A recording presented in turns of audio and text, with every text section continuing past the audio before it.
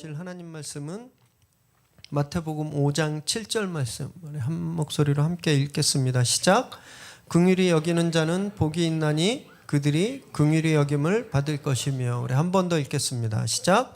긍휼히 여기는 자는 복이 있나니 그들이 긍휼히 여김을 받을 것이며. 네. 오늘이 몇 번째죠? 팔복의 몇 번째죠? 네. 팔복 시리즈는 6번째고 팔복의 말씀은 5번째. 중간이 딱 지났습니다. 그래서 중간고사 보듯이 한번 좀 검토해 봤으면 좋겠는데요. 그동안 저희가 함께 살펴본 복이 어떤 것인지 한번 연습해 보실까요? 첫 번째 복이 무엇이었죠? 심령이 가난한 자. 무엇을 얻어요? 천국을 소유하는 거예요. 두 번째는 무엇이었죠? 애통하는 자. 네, 우는 자. 우는 자는 하늘의 위로가 우리에게 임하는 거예요. 세 번째는 무엇이었죠? 온유한 자. 온유한 자는 땅을 상속받게 되는 겁니다. 그리고 네 번째 복은 저희가 지난주에 살펴보아서 비교적 잘 기억하실 텐데 무엇이었죠? 의에 줄이고 목마른 자. 네, 우리가 우리 육체에 줄이고 목마르면 늘 실패하고 늘 아프고 깨지고, 그렇지만 우리가 의에 목마를 때, 주님의 목마를 때 주님이 우리에게 찾아오시는 거예요. 그래서 우리에게 영원한 생수, 영원히 배고프지 않은 생명의 양식으로 우리에게 채워주시는 것이죠. 그것이 우물가에서 예수님을 만난 사마리아 여인의 그런 삶의 레디칼한 변화, 이런 정말 완전히 달라지는 그런 변화, 예수님을 만날 때, 예수님을 목말라 할 때 이루어지는 겁니다. 그것이 축복이라고 살펴보았어요. 오늘은 5번째입니다. 오늘은 5번째인데 긍휼한 사람이 받는 축복에 대해서 우리가 함께 말씀을 나눌 거예요. 영어 속담에 What goes around comes around는 말이 있습니다. 이게 뭐냐면 무엇이든지 가는 대로 온다라는 거예요. 우리말에도 있는데 뿌린 대로 거둔다. 뿌린 대로 거두는 거. 콩 심은 데 콩 나고 팥 심은 데 팥 나는 이런 뜻이 있어요. 도스토옙스키가 쓴 까라마조프의 형제들이란 책에 여인과 양파라는 아주 짧은 스토리가 나옵니다. 한 여인이 있었는데 살아생전 착한 일이라고는 한 번도 해본 적이 없는 분이에요. 자기만 알고 못된 짓만 하고, 그래서 이분이 죽었어요. 그래서 어디 갔을까요? 지옥에 갔습니다. 지옥불에 떨어져서 막 이렇게 뜨거운 불 속에서 너무 힘드니까 이 여인의 수호천사였던 천사가 너무 가슴이 아픈 거예요. 이 여인을 어떻게 좀 구제해 줄 수 있는 방법이 없을까? 그래서 그 기록 보관실에 가서 갓난아기 때부터 죽을 때까지 그 삶에 기록된 걸 막 찾아보니까 딱 하나가 나왔습니다. 그게 뭐냐면 한 번은 어떤 거지가 구걸하러 왔는데 그 거지에게 양파 하나를 준 거예요. 양파. 그래서 이걸 찾아서 천사가 그 기록을 가지고 하나님 앞에 갔어요. 주님, 이 여인이 글쎄 이렇게 착한 일을 했네요. 양파를. 하나님이 이렇게 말씀하셨다고 해요. 그럼 그 양파를 가지고 가서 그 양파로 그 여인을 꺼내라. 그래서 그 여인이 꺼내지면 천국에 들어오게 하겠다. 그래서 이 천사가 너무 신이 나서 지옥 입구에 갔습니다. 그래서 저 아래 불구덩이에 있는 여인에게 양파를 길게 이렇게 깐 거예요. 그래서 양파 줄을 딱 내리면서 이거 붙잡으라고, 이거 붙잡아서 올라오면 천국 갈 수 있다고. 이 여인이 양파 껍데기 줄을 탁 잡았습니다. 그리고 조심스럽게 당기니까 이게 조금씩 올라가잖아요. 성공하는 줄 알았어요. 근데 그 옆에 지옥에 있던 다른 사람들이 나도 올라가겠다고 막 이 여인을 올라타고 발을 잡으니까 이 여인이 어떻겠어요? 놔, 이거 내 양파야. 발로 막 차고 그렇게 몸부림을 치다가 양파가 뚝 끊어져 버렸어요. 그래서 지옥에 빠져서 뜨거운 데서 평생 살게 되었다. 이런 슬픈 얘기가 이 책 속에 들어 있습니다. 만약에 이 여인이 양파가 아니라 평소에 많은 선한 일을 했었다면, 빵도 주고 돈도 주고 뭐 건물도 세워지고 자선도 하고 이렇게 막 평소에 선한 일을 많이 했다면 어떻게 됐을까요?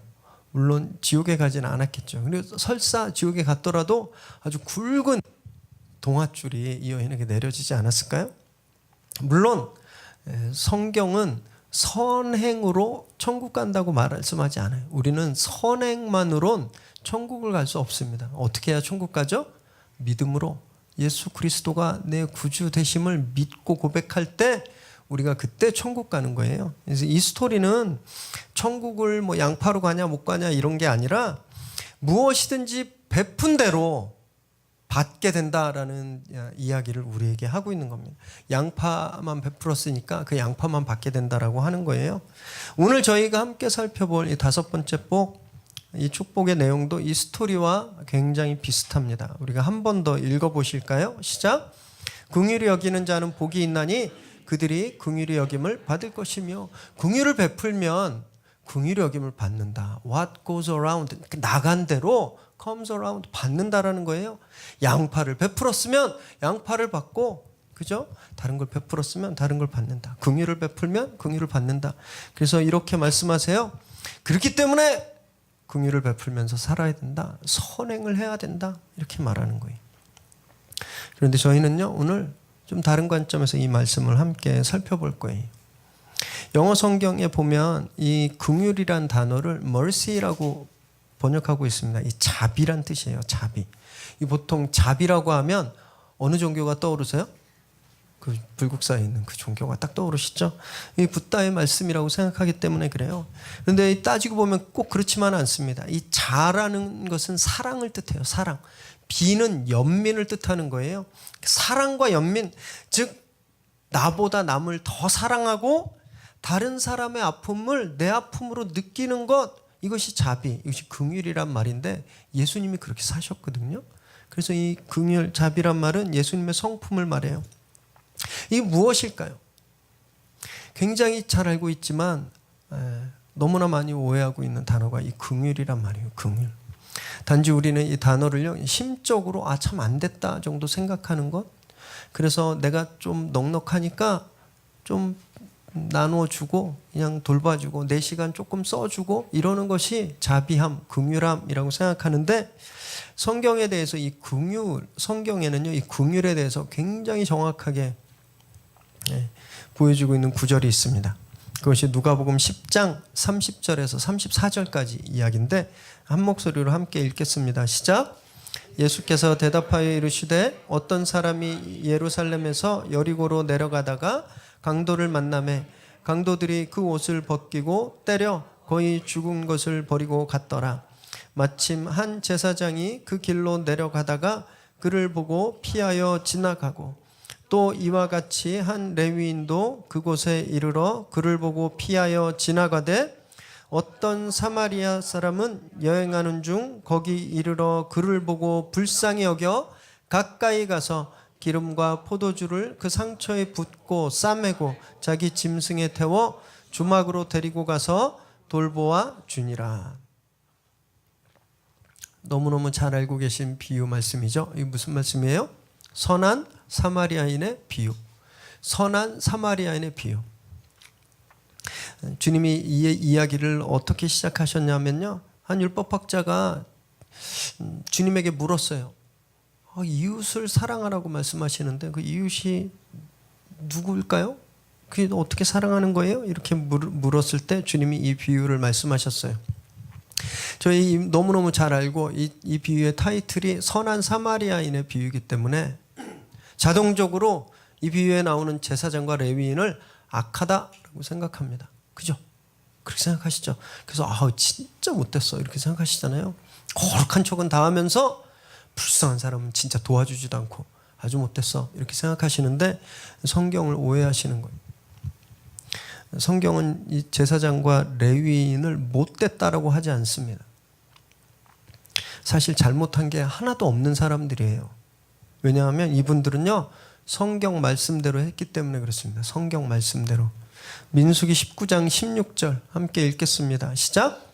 누구든지 들에서 칼에 죽은 자나 시체나 사람의 뼈나 무덤을 만졌으면 이래 동안 부정하리니, 이게 성경 말씀이었어요. 율법, 하나님이 하신 율법이었습니다. 이분들이 누구예요? 제사장, 레위인들 뭐하는 분들이에요? 시장에서 물건 파는 분들이에요? 아니죠. 성전에서 제사를 집행하고 성전 집기를 섬기는 사람들이었어요. 그럼 어떻게 해야 되는 사람들이에요? 거룩해야 해야 되는 사람. 부정한 게 없어야 되는 사람들이에요. 그런데 이 법에 따르니까 들에서 칼에 죽은 자나 시체 이런 걸 만지면 부정해진다 그랬잖아요. 7일 동안 부정해지는 거예요. 딱 보니까 죽은 것처럼 쓰러져 있는 사람이 있어요. 도와주고 싶은데 내가 지금 제사 드리러 가야 되는 거예요. 만지면 어떻게 돼요? 부정해지는 거예요. 7일 동안 제사를 섬길 수가 없어요. 예배를 드릴 수 없는 거예요. 하나님을 섬길 수 없는 거예요. 그래서 어떻게 했어요? 오늘 31절 보니까 피하고 지나갔다 그랬어요. 피하고.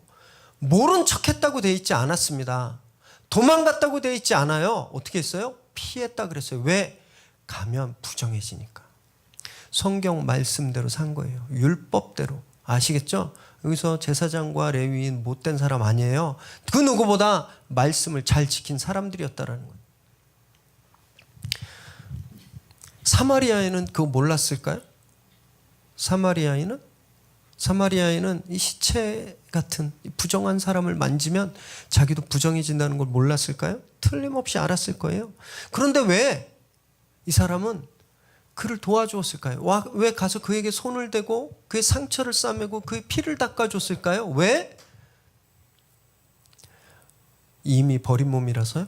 저주받았잖아요. 사마리아 사람. 나는 이미 저주받았어. 나는 거룩하지도 않아. 난 깨끗한 사람 아니니까 뭐 어차피 더러워진 사람이니까. 그래서 자포자기하는 심정으로 이 강도 만난 사람을 도왔을까요? 성경엔 그렇게 쓰여있지 않았어요. 33절에 보니까 그를 불쌍히 여겼다. 그를 긍휼히 여겼다.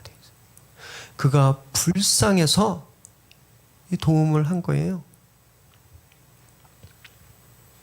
이 둘의 차이점이 무엇인지 아시겠죠? 이 제사장 레위인과 이 사마리아인의 차이가 뭔지 아세요? 그들의 기준이 달랐다는 거예요. 기준이. 제사장과 레위인의 기준은 무엇이었어요? 율법. 성경에 기록된 말씀. 그게 자신들의 기준이었어요. 근데 사마리아인은 무엇이 기준이었어요? 불쌍함. 너무 불쌍한 거예요. 주님이 이 비유를 통해서 말씀하신 건 그러니까 너네도 가서 착한 일에 물론 이런 말씀도 주셨지만 진짜 우리에게 주신 말씀이 뭔지 아세요? 긍휼이 율법보다 앞에 있다라는 말씀하신 거예요.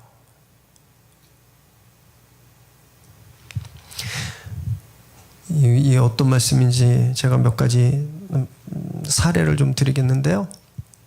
예전 교회 사역할 때예요. 주차장에 차들이 많이 와서 교회에서 제일 힘들게 사역하시는 분이 주차 섬김팀이었어요.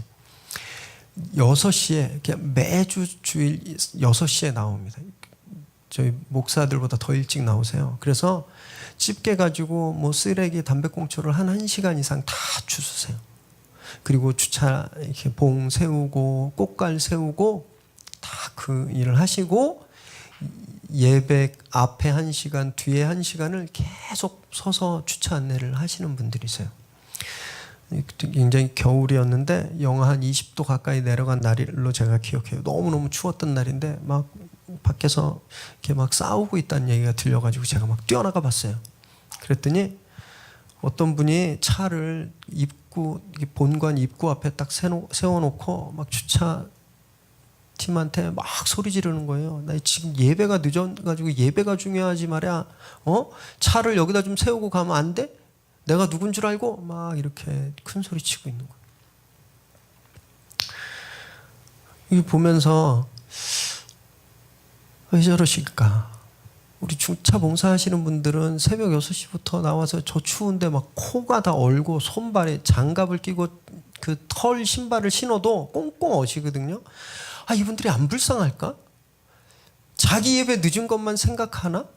그런 마음이 들더라고요. 나중에 제가 이제 말씀 나누면서 보니까 심지어는 막 욕하고 들어가는 분들 계신데요. 진짜 욕하고. 또 한 번은 이런 일도 있었어요. 공동체 사역하는데 순장님한테 연락이 왔어요. 목사님 좀 어떻게 해야 되죠? 순원 중에 한 명이 막 순을 옮겨달라고 그런다는 거예요. 무슨 일이 있으셨어요? 그랬더니 그 순에 이제 갓 돌진한 아기를 데리고 오는 엄마가 있는 거예요. 자매가. 근데 애가 얌전히 예배 드릴까요?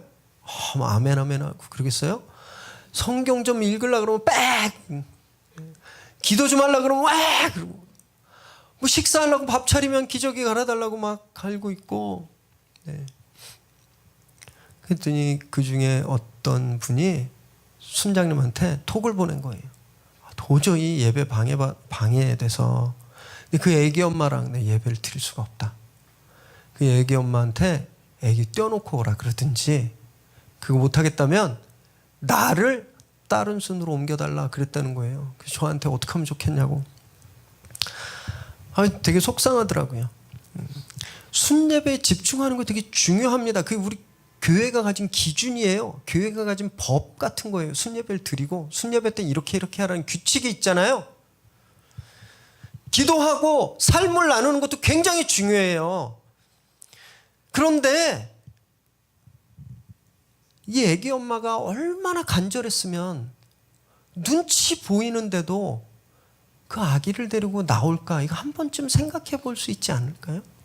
이 아기를 낳아본 엄마들은 다 아시죠? 출산 후에 얼마나 외로우세요. 그죠?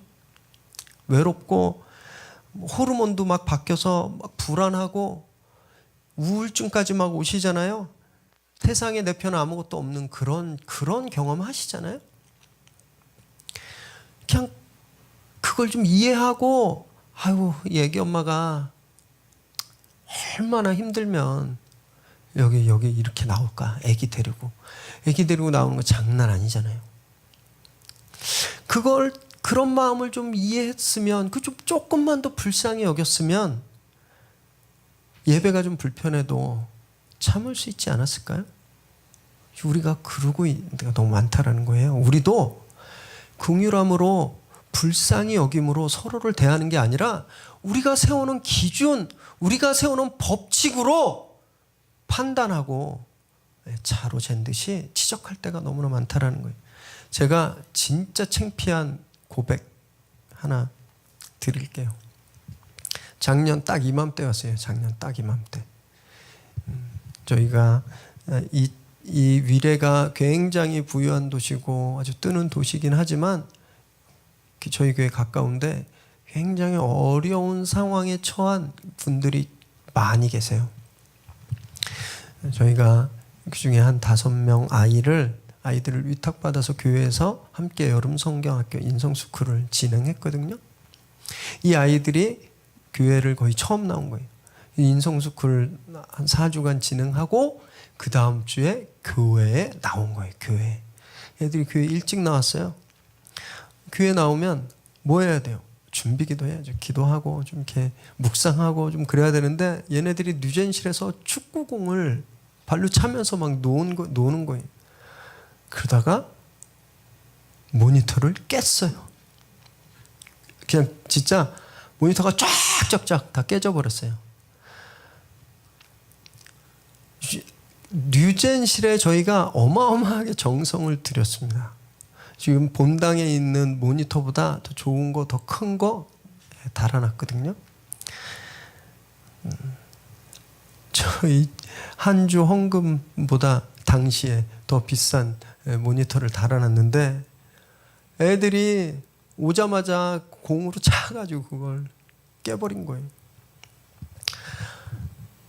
진짜 화나더라고요. 뭐 그냥 얼굴 뭐 괜찮아 안 다쳤어 뭐 이랬는데 속은 막 아니 얘네들 교회 왔으면 그냥 앉아서 책을 보든지 기도를 하든지 좀 해야지. 아니 왜 운동장에 축구공을 차? 아니 찰라면 탱탱볼은 그 다음부터 탱탱볼 갖다 놨어요. 차도 깨지는 게 없는데 막 속상하고 막 전도사님 지금 우리 전사님 말고 그때 계셨던 전사님도 그런 거예요. 아니 애들이 그렇게 막 뛰고 그러면 못하게 해야지.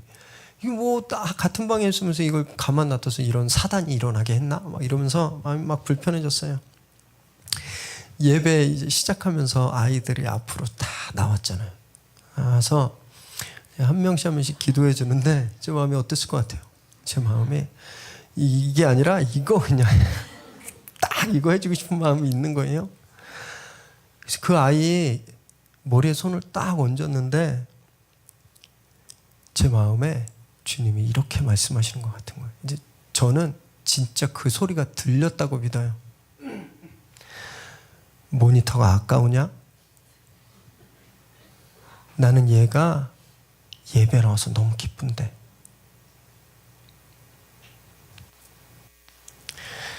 망치를 한 대 맞는 것 같았어요. 저는요, 잘하는 목사인 줄 알았어요. 저희 개척하면서부터 그 없는 살림에 헌금에 10분의 1 다 떼어가지고 어려운 분들 돕는다고 막 떼어놓고 막 지원하고 막 그랬잖아요.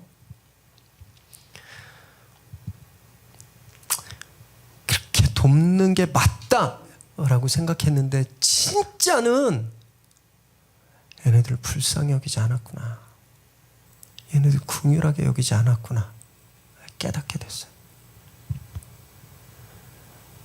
그 아이의 머리에 손을 얹고 제가 회개기도 했습니다. 제가 회개기도 했어요. 진짜 굉장히 큰 깨달음을 얻었습니다. 성도님들도 그럴 때 없으세요? 내 기준에 미치지 못하는 사람을 볼 때 좀 짜증나고 그러시죠? 말귀를 못 알아들으면 좀 신경질 나고 그러지 않으세요? 모든 공동체는 자기들끼리 암묵적으로 합의한 룰 같은 게 있어요. 교회도 마찬가지거든요. 우리가 교회 생활하면서 예배 드리면서 우리가 합의한 어떤 룰이 있는데 이것을 벗어난 분을 볼 땐 불편하시잖아요. 자꾸 신경 쓰이고. 불쌍히 여기기보다는 그분의 모난 모습, 이해 안 되는 행동, 귀에 거슬리는 언행이 우리 마음에 걸리는 거예요. 왜 저럴까? 왜 저렇게 할까? 여러분, 이런 모습이요, 강도 만난 사람을 피해갔던 제사장 레위인과 똑같은 모습이라는 거예요. 우리가 가지고 있는 기준, 이 사람들은 율법이었어요. 율법에 따라서 도움을 안 준 거예요. 자기가 부정해질까 봐. 저희도 그러지 않나요? 저희가 가지고 있는 기준들 때문에 마음을 열고 긍휼히 여기고 불쌍히 여기지 않는 거예요. 정죄하고 판단하고 지적하는, 똑같은 거예요. 그래서 주님이 이 사마리아인의 비유를 우리에게 주신 겁니다. 이 말씀이 얼마나 중요한 메시지를 가지고 있는지, 우리가 얼마나 중요한 것을 가볍게 생각하고 있는지 깨닫게 하시려고 주신 말씀이에요. 단지 선행을 베풀어라, 어려운 사람 도와라, 이 정도 수준이 아니에요. 이 말씀은요, 영생에 관한 말씀입니다. 구원에 관한 말씀이라는 거예요. 누가복음 10장 25절 함께 읽을까요? 시작. 어떤 율법교사가 일어나 예수를 시험하여 이르되 선생님, 내가 무엇을 하여야 영생을 얻으리이까? 이 선한 사마리아인의 비유가, 이 이야기가 시작된 이유는요, 율법학자가 와서 주님한테 물은 거예요. 선생님, 내가 어떻게 구원을 받겠습니까? 선생님, 내가 어떻게 영생을 얻겠습니까? 그 결론이 이 선한 사마리아인의 비유라는 거예요. 아시겠어요? 단지 윤리적으로 좀 착하게 베풀면서 이거 아니라는 거예요. 우리 기준이 바뀌어야 된다라는 거예요. 왜냐하면 우리가 법으로 살게 된 사람이 아니기 때문에 그래요. 법으로 구원받을 사람이 아무도 없어요. 우리가 긍휼로 불쌍히 여기심으로 구원받았기 때문에 그렇게 구원받은 사람처럼 살아라 라고 말씀하시는 거, 그것이 사마리아인의 비유거든요. 로마서 5장 8절 말씀 함께 읽겠습니다. 시작. 우리가 아직 죄인 되었을 때에 그리스도께서 우리를 위하여 죽으심으로 하나님께서 우리에 대한 자기의 사랑을 확증하셨느니라. 우리가 아직 죄인 되었을 때, 이것은 뭐냐면 법대로 하면 사형당할 때라는 거예요. 아시겠어요? 우리가 아직 죄인 됐을 때는 법대로 하면 죽임당하는 때라는 거예요. 그런데 그때 법대로 하지 않으셨다라는 거예요. 하나님이 법대로 우리를 처형하지 않으셨다라는 거예요. 대신 어떻게 하셨어요? 사랑으로 너무 불쌍해서 당신의 아들이 대신 죽으신 거예요. 그 긍휼함 때문에 우리가 산 거예요. 아시겠습니까?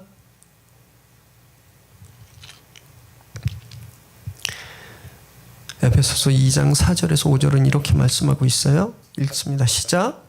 긍휼이 풍성하신 하나님이 우리를 사랑하신 그 큰 사랑을 인하여 허물로 죽은 우리를 그리스도와 함께 살리셨고 너희는 은혜로 구원을 받은 것이라. 우리가 이미 긍휼을 입었다라는 거예요.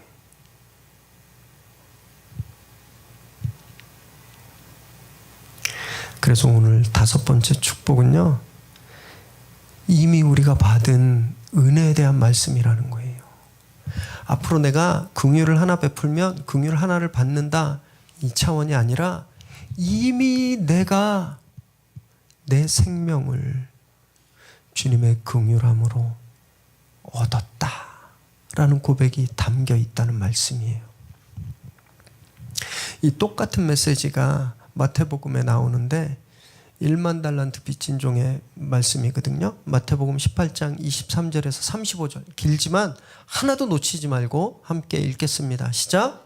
그러므로 천국은 그 종들과 결산하려 하던 어떤 임금과 같으니 결산할 때에 1만 달란트 빚진 자 하나를 데려오매 갚을 것이 없는지라 주인이 명하여 그 몸과 아내와 자식들과 모든 소유를 다 팔아 갚게 하라 하니 그 종이 엎드려 절하며 이르되 내게 참으소서 다 갚으리이다 하거늘 그 종이 주인이 불쌍히 여겨 놓아 보내며 그 빚을 탐감하여 주었더니 그 종이 나가서 자기에게 100데나리온 빚진 동료 한 사람을 만나 붙들어 목을 잡고 이르되 빚을 갚으라 하매 그 동료가 엎드려 간구하여 이르되 나에게 참아주소서 갚으리이다 하되 허락하지 아니하고 이에 가서 그가 빚을 갚도록 옥에 가두거늘 그 동료들이 그것을 보고 몹시 딱하게 여겨 주인에게 가서 그 일을 다 알리니 이에 주인이 그를 불러다가 말하되 악한 종아 내가 빌기에 내가 내 빚을 전부 탕감하여 주었거늘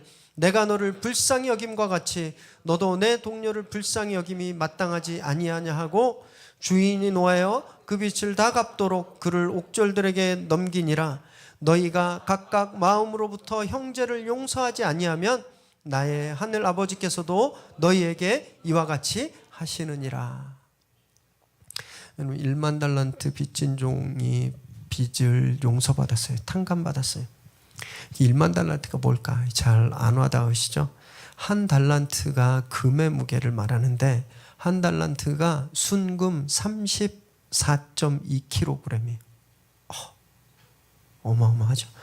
제 머리 2배만한 금덩어리가 한 달란트라는 거예요.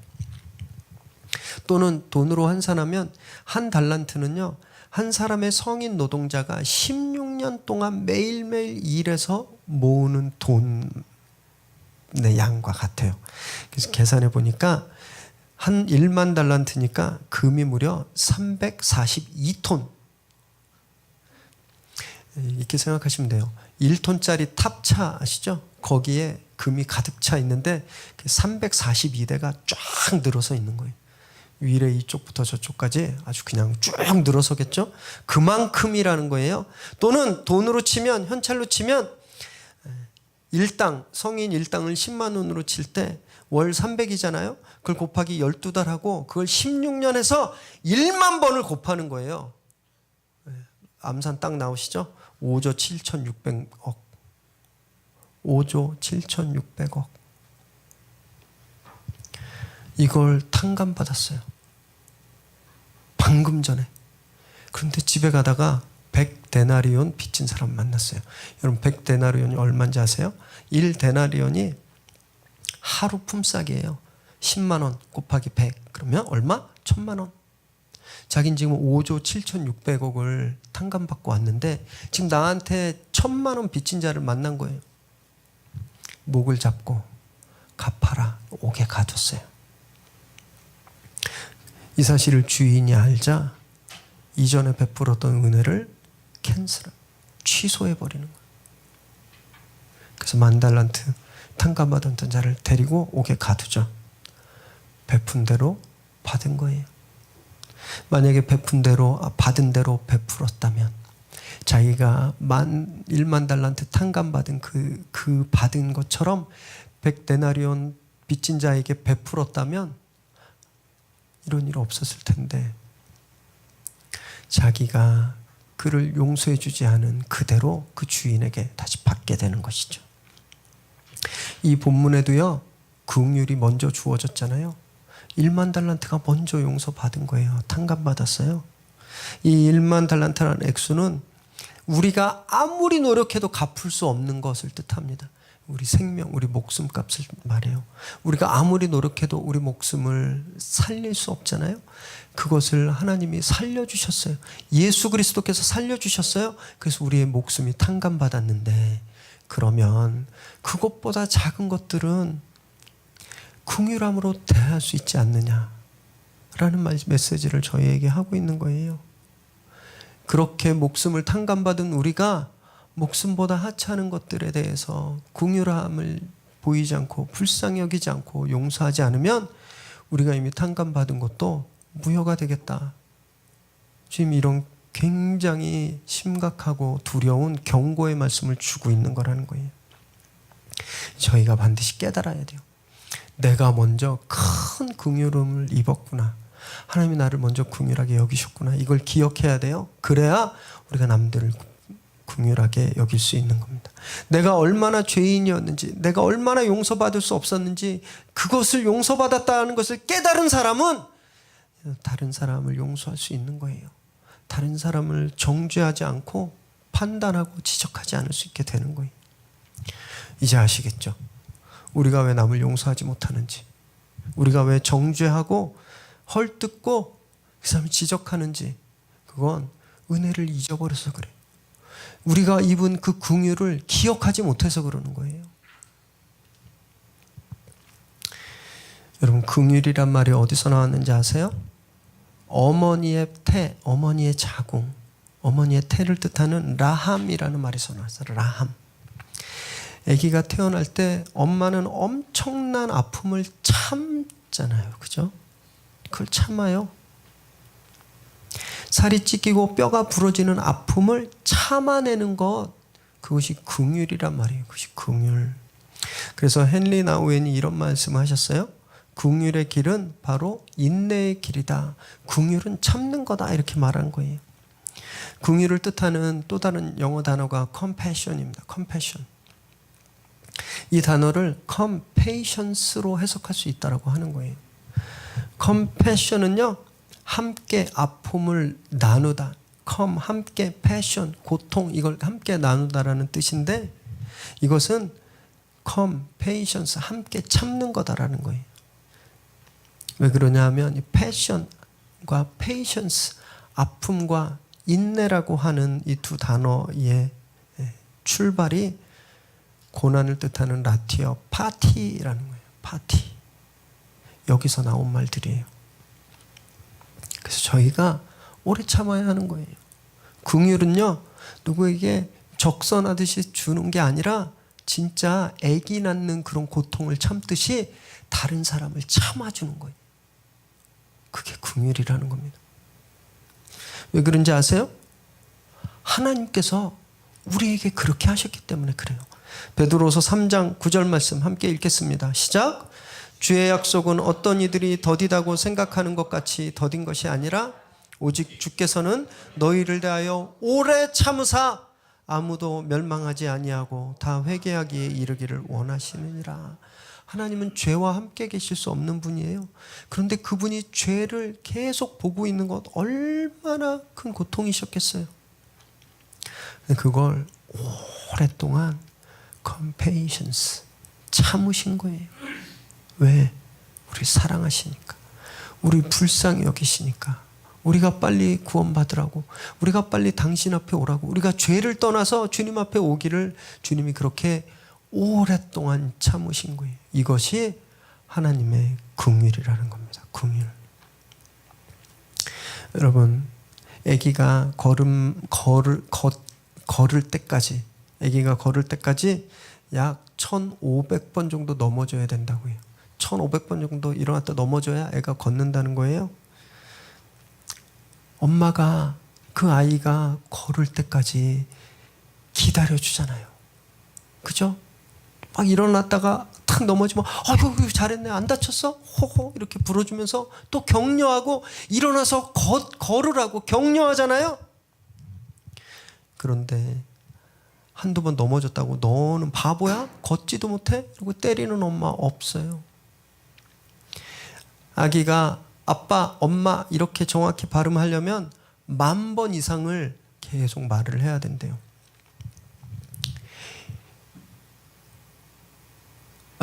막 이러면 얘가 아빠라 그랬어, 얘가 아빠라 그랬어. 트름한 건데 얘가 아빠라 그래서 우리 천재인가 봐 이러잖아요. 이러지 않아요? 여러분, 이런 마음이라는 거예요. 긍휼함은. 너는 지금 태어난 지 3달이나 됐는데 엄마 아빠도 못해 이러고 막 바보야 이렇게 때리는 엄마 없잖아요. 긍휼함은 그런 거라는 거예요. 계속 참아주고 진짜 내 살이 찢어지는 그 아픔도 참으면서 기다려주고 격려하고 칭찬하고 세워주는 것, 그것이 긍휼이라는 겁니다. 그것이 긍휼이에요. 내 핏줄이니까.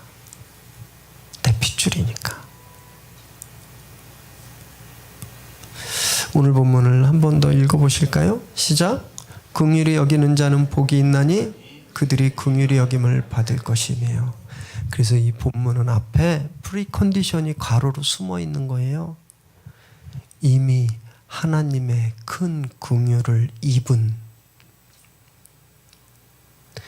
이미 하나님의 긍휼을 입은 자가 긍휼히 여기면 복이 있다라고 말씀하시는 거예요.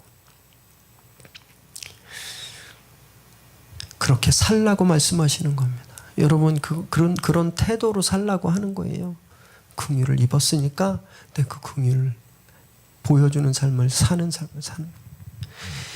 그러면 하나님의 긍휼이 다시 우리에게 임한다는 거예요. 마치 눈덩이가 굴러가면서 막 점점 커지듯이 우리가 긍휼을 경험해서 우리가 그 긍휼을 행하며 살면 하나님이 또 우리에게 긍휼을 주시는 거예요. 날마다 풍성해지는 이 긍휼의 은혜 안에 있는 것, 이것이 축복이다라고 말씀하시는 겁니다.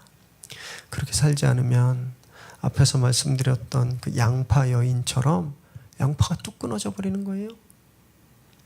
야고보서 2장 12절 말씀, 13절 말씀 함께 읽습니다. 시작. 긍휼을 행하지 아니하는 자에게는 긍휼 없는 심판이 있으리라. 긍휼은 심판을 이기고 자랑하느니라.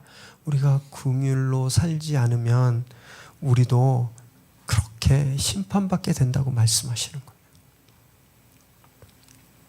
1만 달란트 탕감받은 사람이 100데나리온 빚진 자를 용서하지 않아서 다시 감옥에 갇히잖아요. 우리도 그런 파국을 겪게 된다라는 거예요. 이 말씀은 굉장히 두려운 말씀입니다. 그래서 여러분, 이제는요, 저희가 다른 사람을, 남을 대하는 기준을 바꾸셔야 되는 거예요. 지금까지는 내 기준이 있었습니다. 내 상식, 내 가치관이 있었어요. 지금까지는 이 교회의 룰이 있었어요. 지금까지는 우리 공동체의 기준이 있었어요. 근데 이제는 그런 기준으로 사는 것이 아니라 예수님의 마음으로 사는 거예요. 예수님 마음. 나를 너무 불쌍하게 여기셔서 오랫동안 참아주시고 대신 죽으시고 보혈을 흘려주셨잖아요. 그 마음으로 사는 거예요. 그 마음, 그것이 사마리아인의 마음인 거예요. 이것이 5번째 축복이 저희에게 말씀하고 계시는 메시지라는 겁니다. 그래서 제가 이 본문을 이렇게 한번 따르게 바꾸어 보았어요. 한번 띄워주시겠어요? 함께 읽습니다. 시작. 축복이 있을 것이다. 긍휼을 입은 자여 긍휼을 베풀지라. 우리가 얼마나 큰 은혜를 입었는지 잊지 말게 되시기를 바랍니다. 주님의 긍휼하심, 주님이 우리를 불쌍히 여기시는 그것 때문에 우리가 목숨을 건졌다는 것을 잊지 않는다면 우린 다 참을 수 있는 거예요. 그렇게 우리가 compassions, 인내할 때 우린 compassion, 남을 긍휼히 여기는 삶을 살 수 있게 되는 것이죠. 이미 받은 축복을 그대로 흘려보내는 삶을 사십시오. 그래서 혹시 오늘 우리 안에 아직도 정죄하고 미워하고 불편해하는 그런 분들이 있다면 주님께 받은 대로 주세요. 오늘 그렇게 긍휼함으로 불쌍히 여김으로 이 불편함을 축복으로 바꾸는 그런 귀한 역사가 함께 하시기를 주님의 이름으로 축원합니다. 함께 기도하겠습니다.